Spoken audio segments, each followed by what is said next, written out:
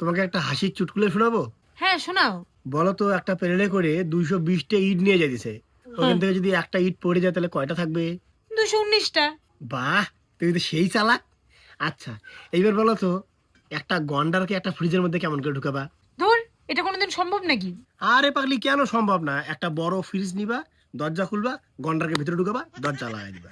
ও আচ্ছা, এবার বলো তো, একটা ফ্রিজের মধ্যে একটা জলহস্তিকে কিভাবে ঢুকাবা? ওই একই ভাবে যেভাবে গন্ডারটাকে ঢুকাইছি। দূর পাগল, ওইভাবে না। প্রথমে ফ্রিজের দরজা খুলবা, গন্ডারটাকে বের করবা, তারপরে জলহস্তি ঢুকবা, তারপরে দরজা লাগাই দিবা। ও তারপর জানো, সুন্দরবনের একটা বাঘ জঙ্গলের মধ্যে বিশাল একটা পার্টির আয়োজন করছে, সব জন্তু জানোয়ার গেছে, একজন যায় নাই। বলো তো কে?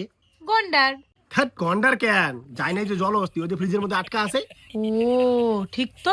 ওই দিনই জানো, একটা শিয়াল সুন্দরবনের একটা নদী পার হয়েছিল, নদীটার মধ্যে কুমিরে ভর্তি।